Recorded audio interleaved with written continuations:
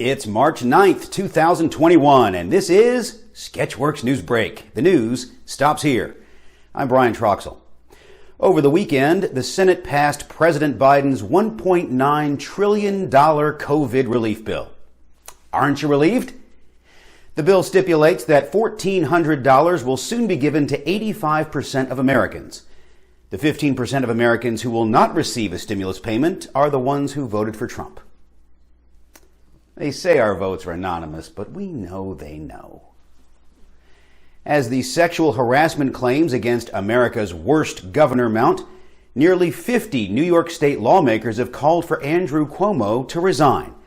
The governor responded saying if they want him out, they'll have to impeach him. And we all know that doesn't work. Cuomo announced a new program requiring New Yorkers to show a COVID passport to get into sports arenas, theaters, and other businesses. Though, according to Cuomo, no passport will be required to get into these pants. Yeah. How about a kiss in my pants? Oprah Winfrey sat down with former royals Meghan and Harry for a #RichPeopleProblems interview, which aired Sunday. The special ran in the US and the UK and was seen by millions of viewers. I was not one of them. New CDC guidelines say people vaccinated against COVID-19 can safely gather with small groups of unvaccinated people and not wear masks or social distance. Or you can do what many Americans already do and ignore the CDC altogether, because it's their right to die from a preventable disease. Reports show that nursing homes in the United States have seen a huge drop in COVID cases this year. Because, as everyone knows, the best way to avoid catching COVID is to have already died from catching COVID. Police in New Hampshire arrested a man who's accused of vandalizing what's known as America's Stonehenge with QAnon-related graffiti. He even left his Twitter handle with the graffiti. He should have done what most QAnon followers do: get elected to Congress. The Arizona Department of Education is asking parents to talk about racism with children as young as 3 months old. Now, while that sounds extreme, on the positive side, at least your child won't have to pretend that they've always known Juneteenth was a thing. A woman investigating the source of a draft in her New York City apartment found another concealed apartment behind her bathroom mirror. Living inside the concealed apartment was Shia LaBeouf. 6 Dr. Seuss books will never be published again. Sketchworks NewsBrake's Tim Millard explains the publisher's decision. So, who are we canceling today?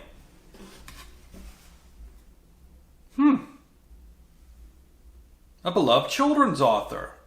Today's decision to stop publishing 6 Dr. Seuss books comes after they've been criticized for spreading racist images. For example, the book, And to Think That I Saw It on Mulberry Street, a character described as Chinese, has 2 lines for eyes. And in If I Ran the Zoo, 2 characters portraying people from Africa are shown shirtless, shoeless, and wearing grass skirts.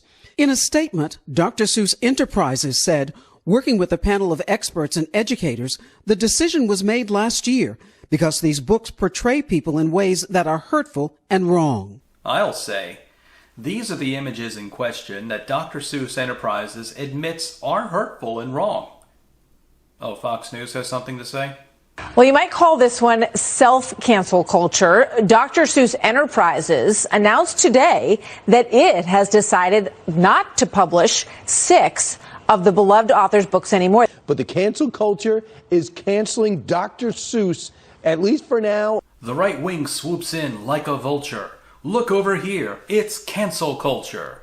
The liberals are taking away our beloved books that portray some people with stereotypical looks. This isn't cancel culture, can't you see? It's about racist and bigoted imagery.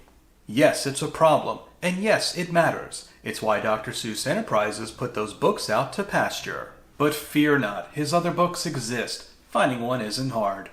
For Sketchworks NewsBrake, I'm Tim Millard. Thank you, Tim.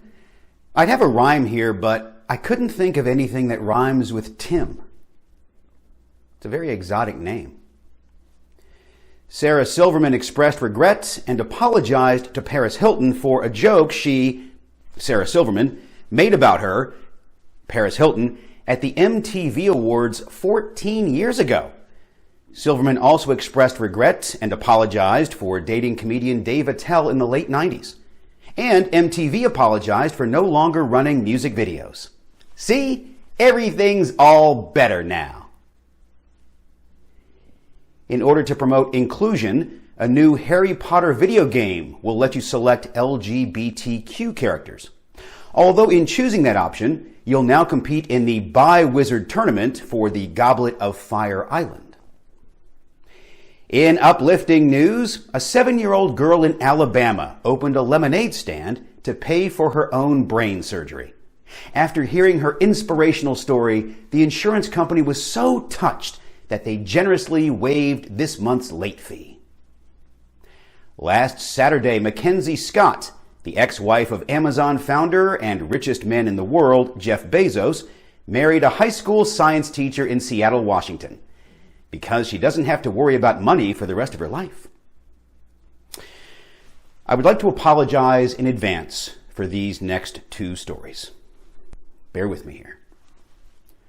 Recent reports discovered that in 2017, a baby became the first person in history to have a birth certificate with 3 fathers. This is clearly sinful and goes against all of the teachings of the Bible, which assures me that I have 4 fathers. A passenger flight in Sudan was forced to turn back when a stowaway cat attacked the pilot. The cat belongs to a militant organization called Al-Qaeda. The organization is calling for all dogs to leave the Gaza Strip. I did warn you. Yard sales have the strangest things. For example, a small porcelain bowl sold for $35 at a Connecticut yard sale. Turns out it's a Chinese artifact from the 15th century that could be worth $500,000. However, your collection of 1990s baseball cards are still worthless. Michaela De La Pena, an employee at Goodwill in Fort Worth, Texas, found an envelope stuffed with $5,000 cash in the pocket of a donated jacket. Ms. De La Pena promptly quit her job. A Michigan woman says that she lost most of her teeth thanks to her soda addiction. She lost so many teeth that the Tooth Fairy now supports herself by posting upskirt shots on OnlyFans. I may be paying for that. Scientists have announced a physical warp drive is now possible. This means spacecraft can travel faster than the speed of light, just as the fictional Starship Enterprise did on Star Trek. The announcement was made earlier this month, the same month that will see William Shatner's 90th birthday on March 22nd, which, coincidentally, is the same day on which Captain James T. Kirk will be born 212 years from now in Riverside, Iowa. Think of it. Warp drive, now a possibility. One step closer to being able to reach out to touch the stars, exploring strange new worlds, seeking out new life and new civilizations, to boldly go where no man has gone before. Con! And that's all for Sketchworks NewsBrake. We'll be back next week, and we hope you are too. I'm Brian Troxel. Say hi to your mom for me. Tell her I'm heading over to her place. Warp Factor 9.